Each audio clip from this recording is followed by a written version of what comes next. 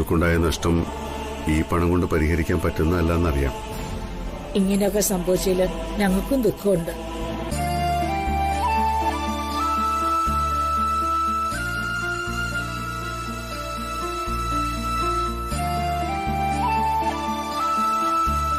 ഇതിന് പിന്നിൽ പ്രവർത്തിച്ചവരെ കണ്ടെത്താനുള്ള ശ്രമത്തിലാണ് പോലീസ്.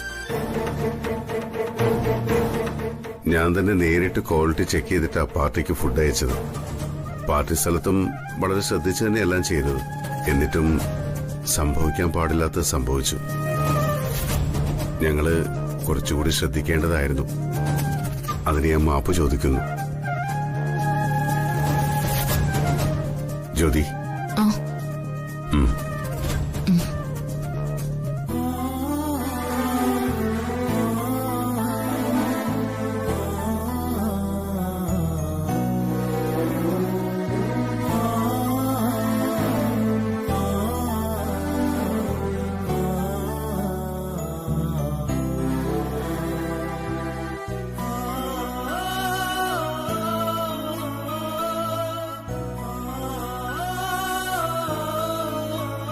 ചേച്ചി, നമ്മുടെ ആരുടെയും കുറ്റം കൊണ്ടല്ല, ആരോ ചിലർ ചതിച്ചതാ.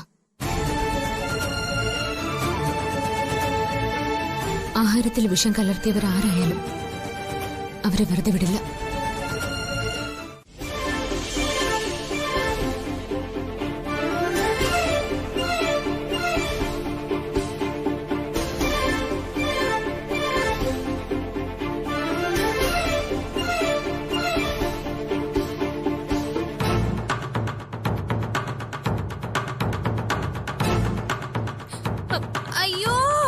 അയ്യോ, എന്റെ കാലേ!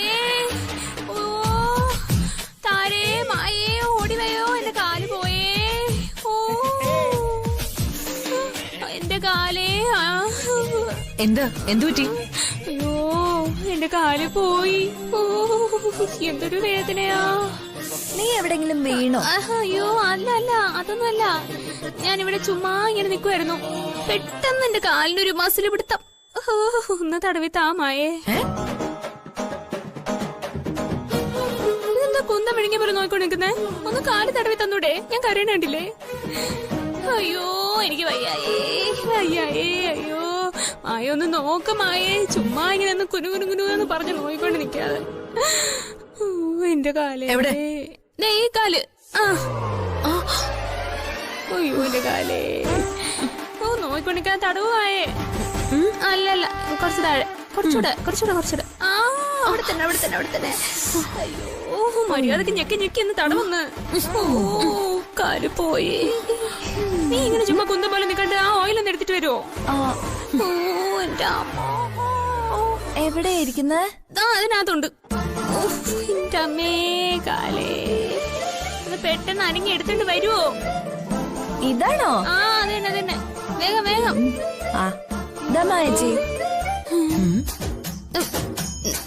നീ ഒന്ന് തടവിക്കേ. മായച്ചി എന്ന് പറഞ്ഞു കൊടുക്കാതെ. അയ്യോ, എന്റെ ദൈവമേ, എന്റെ കാലേ!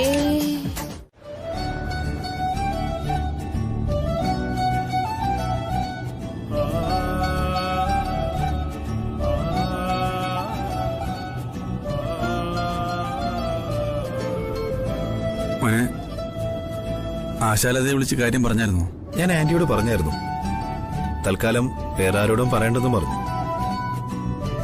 അങ്കിളിൽ നിന്ന് ജാമ്യം കിട്ടുന്ന കാര്യം ഞാൻ ജ്യോതിയോട് പോലും പറഞ്ഞിട്ടില്ല. ഒരു സർപ്രൈസ് ആയിട്ട് വെച്ചിരിക്കുക. അവിടെ ചെന്ന് കാണുമ്പോ അറിഞ്ഞാ മതി. അല്ല, അപ്പോ നമ്മളിപ്പോ എങ്ങോട്ടാ പോകുന്നത്? അമരാവതിയിലേക്കോ അതോ സരോവരത്തിലേക്കോ? ആദ്യം നമുക്ക് അമരാവതിയിലേക്ക് പോകാം, അത് കഴിഞ്ഞ് സരോവരത്തിലേക്ക്. അച്ഛൻ വന്ന ഉടനെ തിരിച്ചു വിളിപ്പിക്കാന്ന് ഞാൻ ആന്റിയോട് പറഞ്ഞിട്ടുണ്ട്. മോനൊന്ന് വിളിച്ച.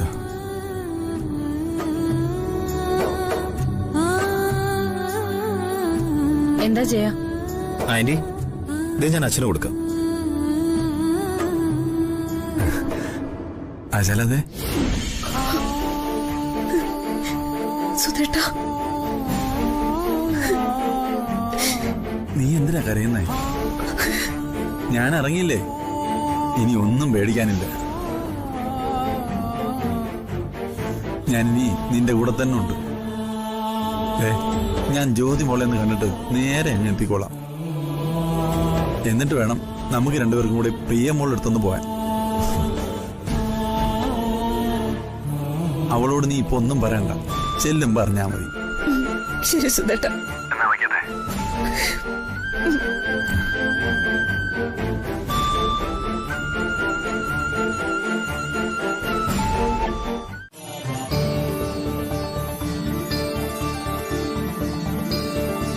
ആഹാ, അമ്മേ, സുധാരനാരെ ജാമ്യം കിട്ടിയോ? കിട്ടി പത്മാവതി അമ്മേ. ഓ, ഇപ്പൊ എങ്ങനെയുണ്ട്? ആ ഇപ്പൊ ചെറിയൊരാശ്വാസമുണ്ട്. എന്ന് വെച്ച് നിർത്തണ്ട, നിർത്തിയാ അപ്പ തുടങ്ങും. തിരുമിക്കോ. ആ തിരുമ നല്ലോണം അമർത്തി തടവങ്ങോട്ട്. ജ്യോതി, ദേ അച്ഛനെത്തി. അച്ഛനോ? എവിടെ? ദേ ഡിക്കിയുടെ താഴെയുണ്ട്.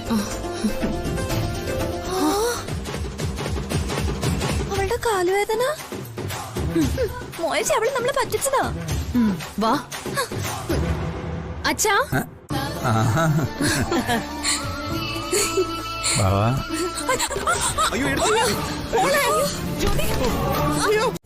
അതെ, വയറ്റിലുള്ള ബേബിക്ക് ഡേഞ്ചർ പറ്റിക്കാണോ ഡോക്ടർ? ഞാൻ നോക്കട്ടെ.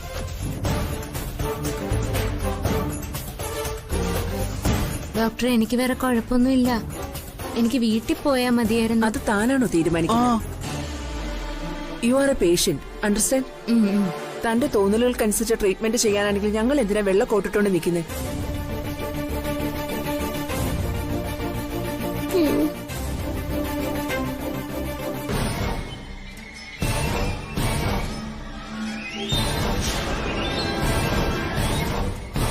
Are you pregnant? ചോദിച്ചത് കേട്ടില്ലേ? പ്രഗ്നന്റ് ആണോന്ന്. അത് പിന്നെ ഞാൻ അന്ന് നോക്കിയപ്പോ. അതെ ഡോക്ടറെ, അവള് ഭയങ്കര പേടിക്കാരി. പേടിയൊക്കെ ഞങ്ങൾ മാറ്റിക്കോളാം. അവളുടെ വയറ്റിലെ കുഞ്ഞിന് കുഴപ്പമൊന്നും വരില്ലല്ലോ അല്ലേ? എന്ത് കുഴപ്പം? നിങ്ങളാണോ ഹസ്ബൻഡ്? അതെ. ഞാനൊന്ന് നോക്കട്ടെ. എല്ലാരും ഒന്ന് പുറത്തേക്ക് നിൽക്കും. അല്ല, എനിക്ക് പരിശോധിക്കേണ്ടെന്നും വേണ്ടായിരുന്നു. വാ മോനെ. അയ്യോ, എന്താ ഡോക്ടർ, കുഞ്ഞിന് എന്തെങ്കിലും കുഴപ്പമുണ്ടോ? ഏത് കുഞ്ഞ്? അതിന് ആ കുട്ടി പ്രഗ്നന്റ് അല്ലല്ലോ.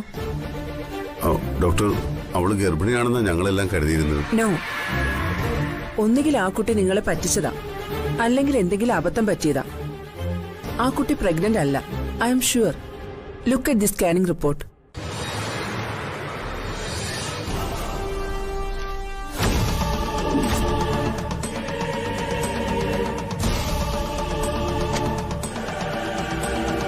നിങ്ങൾ ഏത് ലാബിലാ പ്രഗ്നൻസി ടെസ്റ്റ് ചെയ്തത്? ഏത് ഡോക്ടറാ പറഞ്ഞത് പ്രഗ്നന്റ് ആണെന്ന്? അല്ല ഡോക്ടറെ, അവള് പലതവണ ഒമിറ്റ് ചെയ്തായിരുന്നു. ഒമിറ്റ് ചെയ്യുന്നതും തലകറങ്ങി വീഴുന്നതും ഒക്കെ പ്രഗ്നൻസി കൊണ്ടാണെന്ന് നിങ്ങളോട് ആരാ പറഞ്ഞത്? ഒരുപക്ഷെ പീരീഡ്സ് ലേറ്റ് ആയിട്ടുണ്ടാവും. അതിനിടയിലായിരിക്കും ഒമിറ്റ് ചെയ്തതും മയങ്ങി വീണതും ഒക്കെ. അത് പ്രഗ്നൻസിയെ തെറ്റിദ്ധരിച്ചിട്ടുണ്ടാവും. അത്രേ ഉള്ളൂ.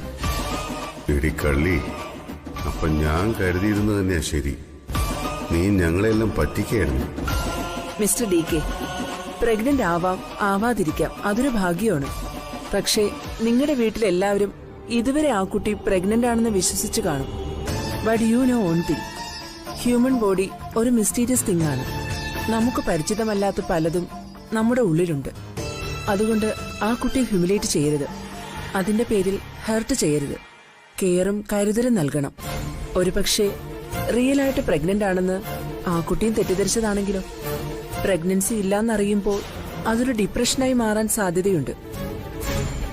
So careful. ആ കുട്ടിയെ വേദനിപ്പിക്കുന്ന ഒന്നും സംസാരിക്കരുത്. വീട്ടുകാരെയൊക്കെ നിങ്ങൾ പറഞ്ഞു മനസ്സിലാക്കണം.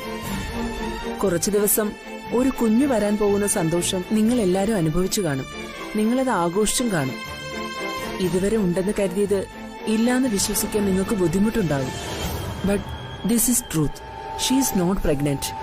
Take care of her. Okay?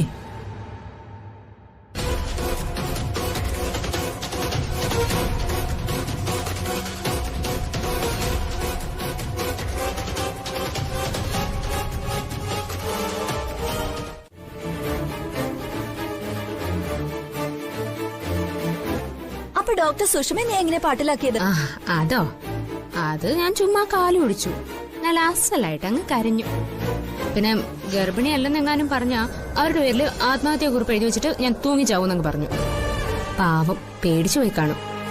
എന്തിനാടി നീ ഇത്രയും വലിയ വഞ്ചന കാണിച്ചത്? വഞ്ചന കാണിച്ചത് ഞാനൊന്നുമല്ല, നിങ്ങളാ. ഞാനോ? അതെ. അവൻ എന്താടി നിന്നോട് ചെയ്തത്? ഈശ്വരൻ പൊറുക്കാത്ത പാപോ നീ ചെയ്തത്. ഈ മുറ്റത്തൊരു കുഞ്ഞു ഓടി കളിക്കുന്നത് കാണാൻ ഞാൻ എത്രമാത്രം കൊതിച്ചതാ.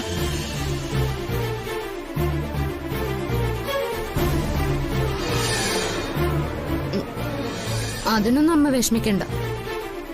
ഒരുപാട് കുഞ്ഞുങ്ങൾ ഈ മുറ്റത്ത് ഓടി കളിക്കുക തന്നെ ചെയ്യും.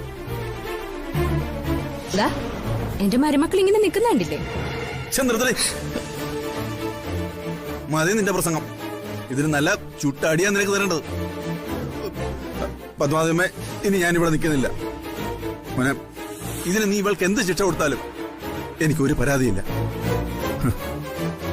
ക്ഷമിക്കണം പത്മാവതിയമ്മേ, ഇങ്ങനെ ഒരുത്തിക്ക് ഞാൻ ജന്മം കൊടുത്തുപോയി.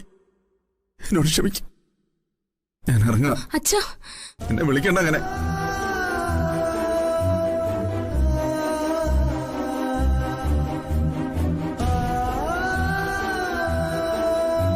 ഞാൻ ഈ കള്ളഗർഭം കെട്ടാൻ കാരണം എന്റെ ഈ ഭർത്താവ് തന്നെയാ.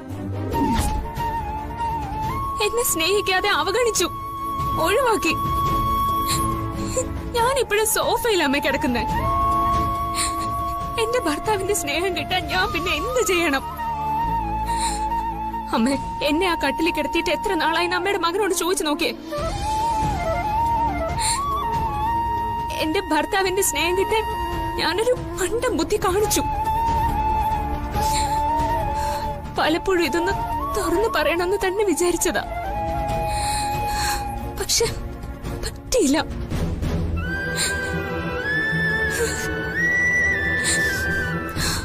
അമ്മ സോറി അമ്മ. അമ്മയോട് മാത്രമേ എനിക്ക് ക്ഷമ പറയാനുള്ളൂ. ഈ മനസ്സ് വേദനിപ്പിച്ചതിന് ഞാൻ മാപ്പ് ചോദിക്കുക. സോറി.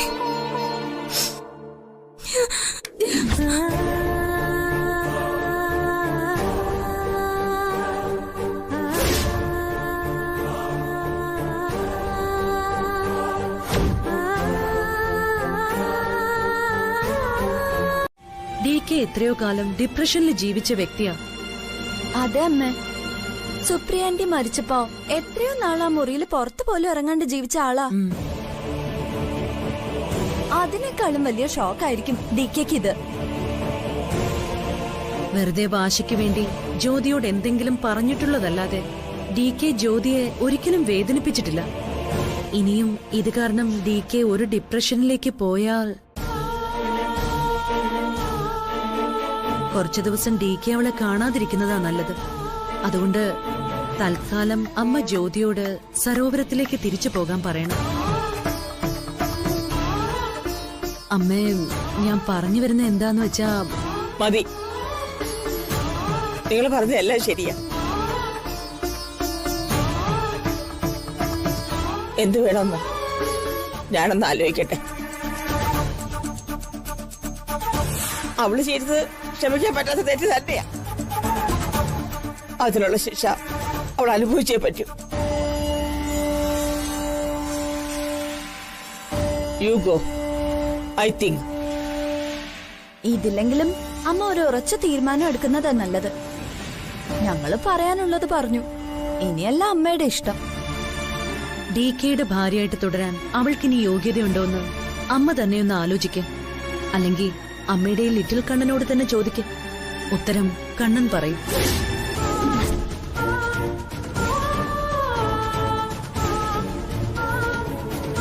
കണ്ണ, അവര് പറഞ്ഞിട്ട് പോയത് നീ കേട്ടില്ലേ?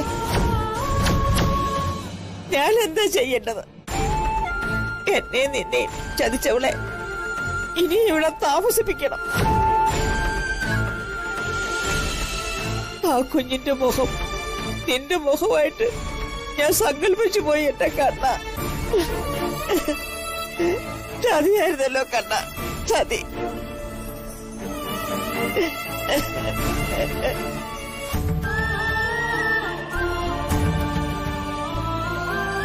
എന്താ അമ്മ ഇത്? അവര് പറഞ്ഞതെല്ലാം ഞാൻ കേട്ടു. അത് അവരുടെ മനസ്സിലിരിപ്പല്ലേ. അതിന് പിന്നിൽ അവർക്ക് അവരുടേതായ താല്പര്യങ്ങളും ഉണ്ട്. അപ്പോ അവളീ പറഞ്ഞതും കാണിച്ചതും അഭിനയിച്ചതും എല്ലാം ശരിയെന്നാണോ നീ പറയുന്നത്? ഒരിക്കലും അല്ലമ്മേ. പക്ഷെ അതിന് ഞാനും ഒരു കാരണക്കാരിയാ. അമ്മയും ഇവിടെയുള്ള എല്ലാവരും കാരണക്കാരാ. ഹരിപ്രിയയെ സുപ്രിയയാക്കി അവൾക്ക് മുന്നിൽ തെറ്റിദ്ധരിപ്പിച്ചതിൽ എല്ലാവർക്കും പങ്കുണ്ട്.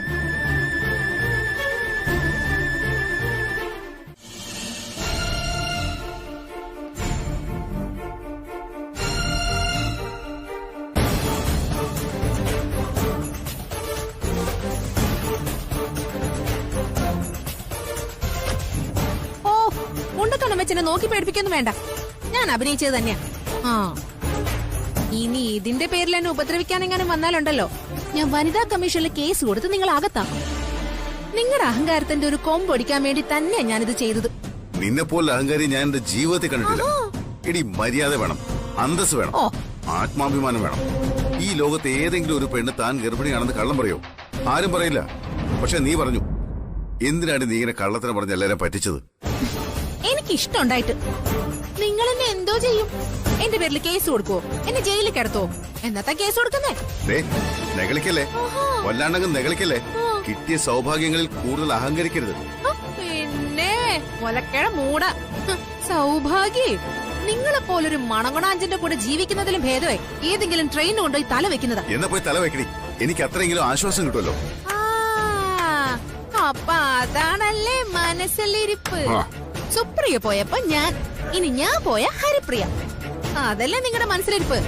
അത് മോനങ്ങ് പള്ളി ചെന്ന് പറഞ്ഞാ മതി. എന്തൊരു പൂതി. മുൻ ഭാര്യയുടെ അനിയത്തി ഇങ്ങോട്ട് വന്നപ്പോ മുതൽ എന്തായിരുന്നു ഒരു ഇളക്കം. അവളെ കുറിച്ച് അനാവശ്യം പറയരുത്. അയ്യോ പൊള്ളിയല്ലേ. അവളെ കുറിച്ച് പറഞ്ഞപ്പോ വേദനിച്ചല്ലേ. ഞാൻ അവളെ കുറിച്ചൊന്നും അല്ല പറഞ്ഞത്, നിങ്ങളെ കുറിച്ചാ. നിങ്ങളെ കുറിച്ച് മാത്രം. അവളെയും കൊണ്ട് ചുറ്റാൻ പോകുന്നു, പർച്ചേസിങ്ങിന് പോകുന്നു, പഴയ ഓർമ്മകളുടെ കൂടെ പോകുന്നു. എന്തൊക്കെയായിരുന്നു ബഹളം. ഓ എന്റെ ഭഗവാനെ, ഭാര്യയാണ് മുമ്പിൽ നിൽക്കുന്നതെന്ന് പോലുമില്ല ചിന്തയില്ലാതെയാ രണ്ടുപേരും കൂടി ഇങ്ങനെ കണ്ണും കണ്ണും നോക്കിയിരിക്കുന്നത്.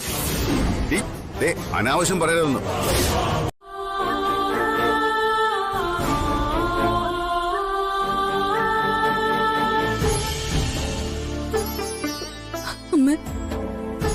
ഞാൻ നിന്റെ അമ്മയല്ല. ആയിരുന്നെങ്കിൽ നീ ഇതിനോട് ചെയ്യില്ലായിരുന്നു. അമ്മ തരുന്ന എന്ത് ശിക്ഷ ഏറ്റുവാങ്ങാൻ ഞാൻ തയ്യാറാ. പക്ഷെ അതിനു മുമ്പ് ഞാൻ പറയുന്നതൊന്നും അമ്മ കേൾക്കണം. നോ, എനിക്കൊന്നും കേൾക്കണ്ട. തൂക്കിക്കൊല്ലാൻ പോകുന്ന കുറ്റവാളിയോട് പോലും അവസാനത്തെ ആഗ്രഹം എന്താന്ന് ചോദിക്കും. ഞാനാകെ തൂക്കിക്കൊല്ലാനൊന്നും പോകുന്നില്ല.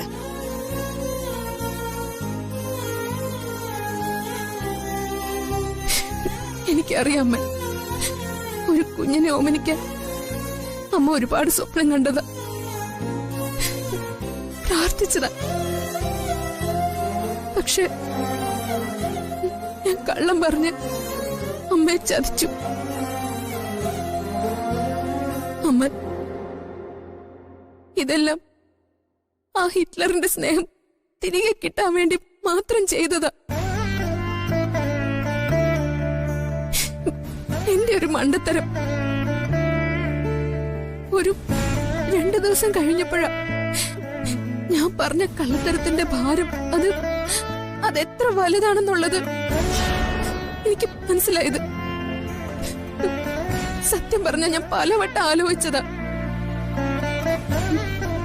പക്ഷെ അപ്പോഴൊന്നും എനിക്ക് പറ്റിയില്ല. തെറ്റ്, എന്റെ മാത്രം തെറ്റ്. പറ്റിപ്പോയി. എന്നോട് ക്ഷമിക്കമ്മേ. ഞാൻ വേണമെങ്കിൽ അമ്മയുടെ കാല്. ആരുടെ കാലൊന്നും പിടിക്കൊന്നും വേണ്ട. എനിക്ക് നിന്റെ ഒരു കുമ്പസാരം കേൾക്കുക വേണ്ട.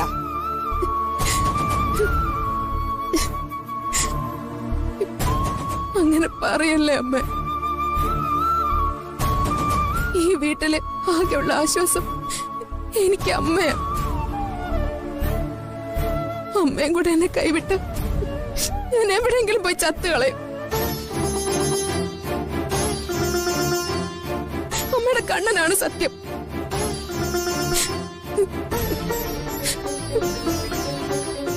ഭർത്താവിന്റെ സ്നേഹം കൊതിച്ച് ഒരു പാവം പെണ്ണിന്റെ മണ്ടത്തര അമ്മയ്ക്ക് ക്ഷമിക്കാനാവുന്നില്ലെങ്കിൽ പിന്നെ ഞാൻ ജീവിച്ചിരിക്കുന്നതിൽ ഒരു അർത്ഥമില്ല. എന്റെ അമ്മ മരിച്ചു പോയതുകൊണ്ടല്ലേ എനിക്കൊരു സങ്കടം പറയാൻ പോലും ആരുമില്ലാത്ത.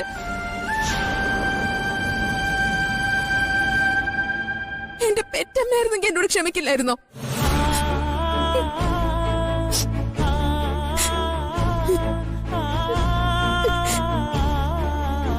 നീ എന്നെ ചീറ്റ് ചെയ്തു, എന്റെ മകനെ ചീറ്റ് ചെയ്തു. നിന്റെ മനസ്സിൽ ഞങ്ങളോട് അല്പമെങ്കിലും സ്നേഹം ഉണ്ടായിരുന്നെങ്കിൽ നീ ഇങ്ങനെ ചെയ്യുമായിരുന്നോ? അമ്മ, ഞാൻ പറഞ്ഞല്ലോ, തെറ്റ് പറ്റിപ്പോയി. ഇനി ഞാൻ അങ്ങനെ ഒന്നും ചെയ്യില്ല. മാപ്പ് പ്ലീസ്. ശരി, ഈ ഒരു തവണയും കൂടെ ഞാൻ ക്ഷമിച്ചിരിക്കുന്നു. ഇനി ഇതുപോലെ എന്തെങ്കിലും കള്ളത്തരം കാണിച്ച് നീ ഞങ്ങളെ ചീറ്റ് ചെയ്താൽ നിന്റെ മൂക്കിടിച്ച് പത്തിക്കളഞ്ഞ. ആ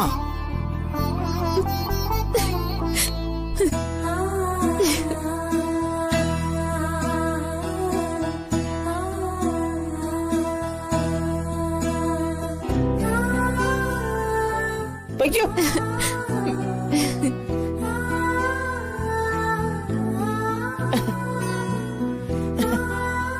പൊട്ടിപ്പെണ്ണ.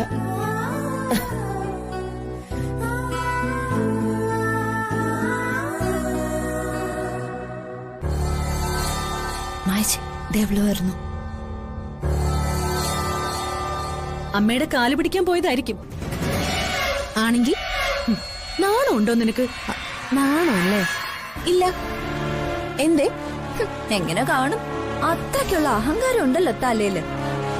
എനിക്ക് ഒരു അഹങ്കാരമില്ല. ഞാൻ ആരോട് അങ്ങനെ പെരുമാറിയിട്ടില്ലല്ലോ. സ്ത്രീകൾ പ്രഗ്നന്റ് ആവുന്നത് ഒരു കുടുംബത്തിന്റെ ഐശ്വര്യവും സന്തോഷവുമാണ്. ഓഹോ, എന്നിട്ട് ഞാൻ പ്രഗ്നന്റ് ആണെന്ന് പറഞ്ഞപ്പോ നിങ്ങളുടെ മുഖത്ത് ഈ സന്തോഷമൊന്നും കണ്ടില്ലല്ലോ. അസൂയയും കുശുമ്പും മാത്രമായിരുന്നു രണ്ടുപേരുടെ മനസ്സില്. ഇതൊക്കെ നിങ്ങളുടെ മുഖത്ത് നിന്ന് ഞാൻ വായിച്ചെടുത്ത കാര്യങ്ങളാ. ഓഹോ, എന്നാ പിന്നെ അതൊരു ബുക്കിലേക്ക് പകർത്തി വെക്കാത്ത എന്തായിരുന്നു? അയ്യോ, ഞാനിതങ്ങ് മറന്നുപോയി കേട്ടോ.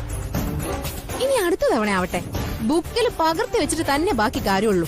ആ മതി നിന്റെ കളിയാക്കല്. ഒരു വീടിനെയും അവിടെ ഉള്ളവരെയും മുഴുവൻ പറ്റിച്ചിട്ട് തമാശ പറയുന്നോ? അല്ല, നിങ്ങളിപ്പോ എന്തിനാ എന്നോട് വഴക്കിടാൻ വരുന്നേ? ഞാൻ ചെയ്ത തെറ്റിനെ ഞാൻ പോയി അമ്മയോട് ക്ഷമ പറഞ്ഞിട്ടുണ്ട്. നിനക്കൊന്നും അതിലൊരു കാര്യമില്ല. നീ പിന്നെ ഗർഭിണിയാണെന്ന് പറഞ്ഞ ആൾക്കാരെ പറ്റിച്ചതാ. പറ്റിച്ചിട്ടുണ്ടെങ്കിലേ അതെന്റെ മിടുക്ക്. നിനക്കൊക്കെ എന്താ വയ്യായിരുന്നോ?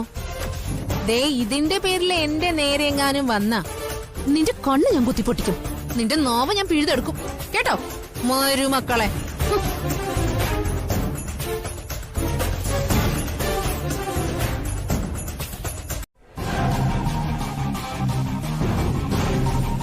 ചില കാര്യങ്ങൾ രഹസ്യമാക്കി വെക്കേണ്ടി വരും.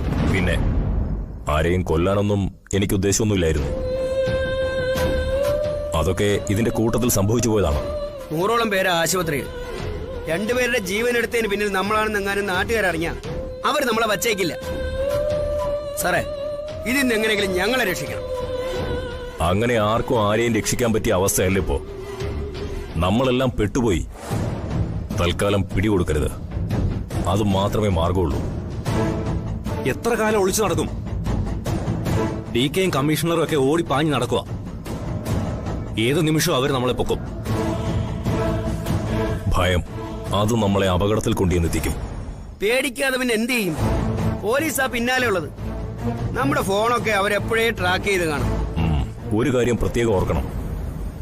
അഥവാ നമ്മളിൽ ആരെയെങ്കിലും പോലീസ് പിടിച്ചാൽ പരസ്പരം ഒറ്റിക്കൊടുക്കരുത്. പോലീസിന്റെ അടിയുടെ ചൂടറിയാലോ സാറിന്. കുഞ്ഞുനാളി കുടിച്ച അമ്മിഞ്ഞപ്പാൽ വരെ അവന്മാരടിച്ച് വെളിയിൽ കൊണ്ടുവരും. എന്നെ അടിച്ചാൽ ഞാൻ സാറിന്റെ പേര് പറയും. ചിലപ്പോ പഞ്ചസാര കലക്കി വെള്ളം വരെ കുടിപ്പിക്കും. 41 ദിവസം തയ്ക്കത്തില്ല. അതിനകം ആള് തട്ടിപ്പോവും. ആലോചിച്ചിട്ട് തന്നെ പേടിയാവുന്നു. പേടിക്കാതെ, നിങ്ങൾക്കൊന്നും സംഭവിക്കില്ല. തൽക്കാലം ഞാൻ പറയുന്നത് വരെ നിങ്ങൾ ഒളിവിൽ തന്നെ താമസിച്ചാൽ മതി. നിങ്ങളെ ഞാൻ രക്ഷിച്ചിരിക്കും. ഇവിടെ വച്ചിട്ട് നിന്റെ DK ഞാൻ ഇവിടെ വരുത്തും. എന്നിട്ട് അവൻ ഇവിടെ വച്ചൊരു നല്ല ഉഗ്രം പണി ഞാൻ കൊടുക്കും. അതിൽ നിന്നും രക്ഷപ്പെടാൻ നിന്റെ DKക്ക് ആകില്ല ജ്യോതിമ. ഓ അത് ശരി. അപ്പോ അവള് കയ്യിലുണ്ടെന്നും പറഞ്ഞ് താൻ എന്നെ പേടിപ്പിക്കാൻ ഇറങ്ങിയതാ അല്ലേ? ശരി, ഞാനങ്ങ് പേടിച്ചു പോയി കേട്ടോ. അപ്പൊ ശരി. ഏയ് ഇല്ല ജ്യോതിമ, എനിക്കറിയില്ലേ ഇങ്ങനെയൊന്നും പറഞ്ഞാൽ ജ്യോതിമ പേടിക്കില്ല എന്ന്. അതുകൊണ്ട് ഞാൻ ദാ ഒരു ഫോട്ടോ ഇപ്പൊ അങ്ങോട്ട് അയച്ചുതരാം. നോക്കിക്കോ.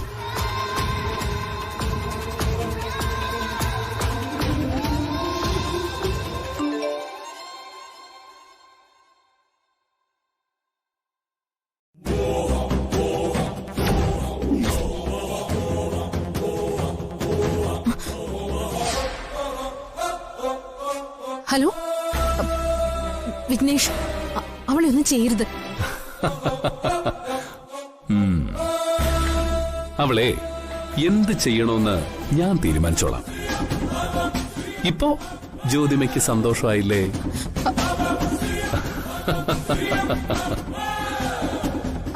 ഹലോ ഹലോ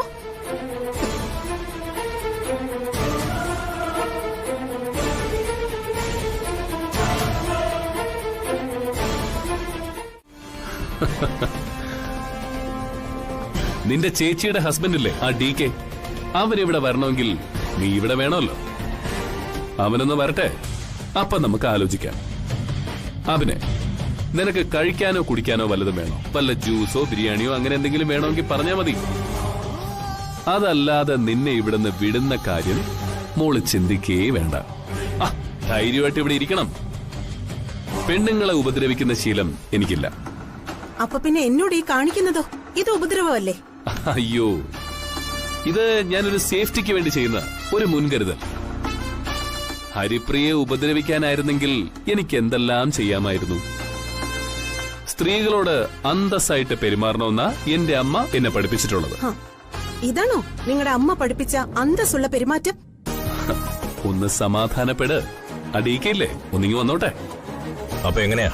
DK വിളിക്കട്ടെ? വരട്ടെ മൂർത്തി. ആയിരിക്കും. പ്രഗ്നൻസി അങ്ങനെ ഒരു ഐഡിയ ആയിരുന്നല്ലോ. ഇവള് പറഞ്ഞത് വിശ്വസിച്ച് സപ്പോർട്ട് ചെയ്ത ബാക്കിയുള്ളൊരു ശശിയായി. നിനക്ക് അത് തന്നെ വേണം. ഇവളുടെ കള്ളഗർഭത്തിന്റെ കഥയ്ക്ക് കുട പിടിച്ച് നടന്നവളല്ലേ നീ. നിനക്ക് ഇത് തന്നെ കിട്ടണം. അതൊക്കെ അവിടെ നിക്കട്ടെ. കഴിഞ്ഞ സ്റ്റോറി പറഞ്ഞ് ആരും കുത്തി നോവിക്കാൻ നിക്കണ്ട. പക്ഷേ പഴയതുപോലെ നിന്നെ വിശ്വസിക്കാൻ ഞങ്ങൾക്ക് ആർക്കും പറ്റില്ല. നീ എവിടെ പോകുന്നു, ആരെ കാണാൻ പോകുന്നു എന്നൊക്കെ ഞങ്ങൾക്കും അറിഞ്ഞേ പറ്റൂ. അതെ അമ്മേ, അമ്മ പറഞ്ഞതാ ശരി. നീ അത് പറഞ്ഞിട്ട് പോയാ മതി. DKയോട് പറഞ്ഞിട്ടാണ് പോകുന്നേ? അല്ല. അതെന്താ, പറയണ്ടെന്നാണോ? എനിക്ക് നിങ്ങളോട് ഇപ്പൊ സംസാരിച്ച് നിൽക്കാൻ സമയമില്ല. എനിക്കിപ്പോ പോയേ പറ്റൂ. അമ്മ ദയവ് ചെയ്തെന്നെ തടയരുതെന്ന് ഇവരോടൊന്ന് പറയണം.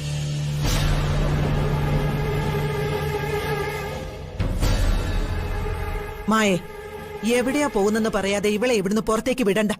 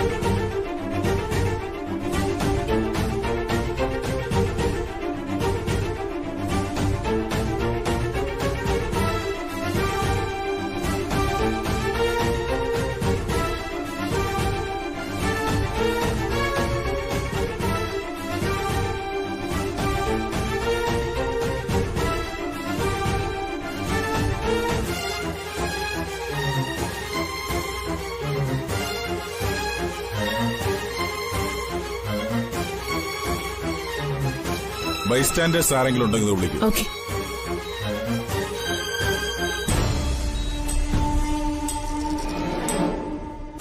നിങ്ങളല്ല കുട്ടിയെ കൊണ്ടുവന്നത്? അതെ. എങ്ങനെയുണ്ട് സിസ്റ്റർ? ബോധം തെളിഞ്ഞിട്ടുണ്ട്. ആ കുട്ടി വേറെ വല്ല ട്രീറ്റ്മെന്റിലായിരുന്നോ? അറിയില്ല. ജ്യോതി, അവൾക്ക് എന്താ പറ്റിയേ? അത് ആരാ ഇത്? ഇത് ഹരിപ്രയുടെ ബന്ധു. ഇത് അവളുടെ ട്രീറ്റ്മെന്റ് പേപ്പേഴ്സ്. നിങ്ങൾ അവിടെ നിൽക്ക്. ആ.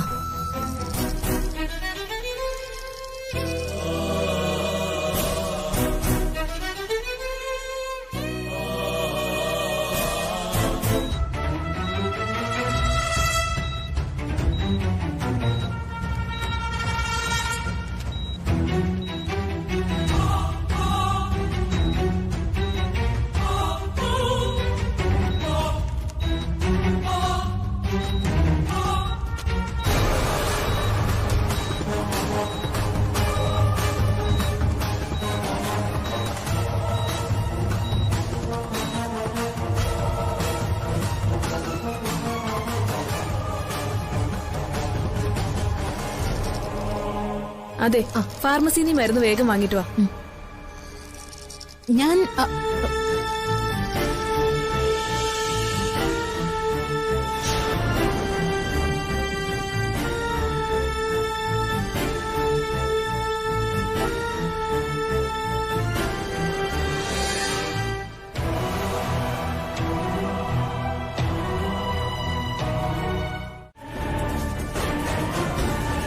ഞാൻ ഈ കോയിനൊന്ന് ടോസ് ചെയ്ത് നോക്കിക്കോട്ടെ. എന്തിന്? നിങ്ങളെ ഹരിപ്രിയാണോ സുപ്രിയാണോ എന്ന് കണ്ണൻ തന്നെ പറയട്ടെ. ഇതേ സ്കൂളിൽ വെച്ച് പഠിച്ചൊരു കളിയാ, തെറ്റത്തില്ല. ഹെഡ് വന്ന സുപ്രിയ, ടെയില് വന്ന ഹരിപ്രിയ.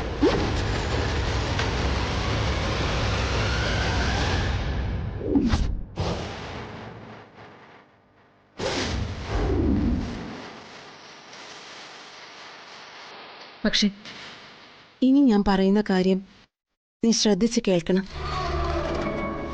ഞാൻ സുപ്രിയാണെന്നുള്ള കാര്യം ഒരിക്കലും DK അറിയരുത്. DK മാത്രമല്ല, മറ്റാരും. നീ എനിക്ക് വാക്ക് തരണം. സുപ്രിയ വന്നതും പോയതും നീ മാത്രമേ അറിയാവൂ. ഇല്ലെങ്കിൽ നിന്റെ ജീവിതം തകരും. ഇതുവരെ നീ എവിടെയായിരുന്നു? എന്തുകൊണ്ട് ഇത്രയും കാലം നീ വന്നില്ല? പറയാം, എല്ലാം വിശദമായി പറയാം.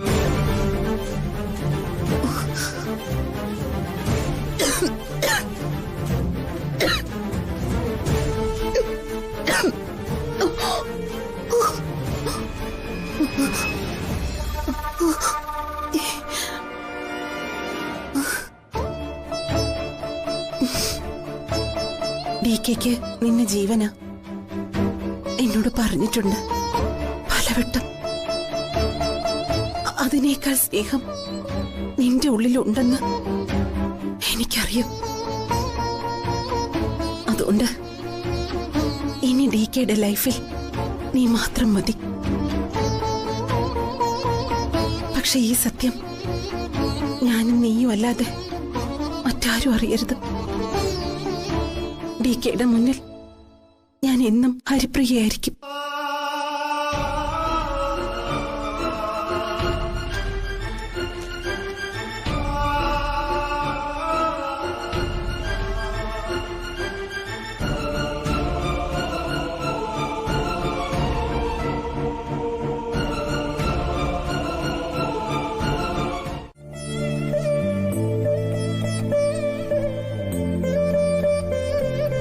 പൗർണമി, നിനക്ക് തന്ന വാക്ക് പാലിക്കാൻ എനിക്ക് പറ്റിയില്ല.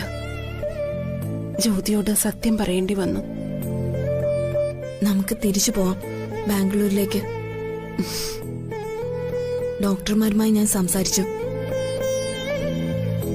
എത്രയും വേഗം നിന്നെ അവിടെ എത്തിക്കാനാണ് അവര് പറയുന്നത്. വേണ്ട പൗർണമി, ഞാനിനി എങ്ങോട്ടും ഇല്ല. പിന്നെ DKയുടെ അടുത്ത് ഇനിയുള്ള കാലം എനിക്ക് ജീവിച്ച് മരിക്കണം. അപ്പൊ ജ്യോതിയോ? അവൾ അതിന് സമ്മതിക്കോ? എത്ര നാൾ ഇങ്ങനെ എല്ലാം മറച്ചു വെക്കാൻ സാധിക്കും? ജ്യോതി വിചാരിച്ച അതിന് സാധിക്കും.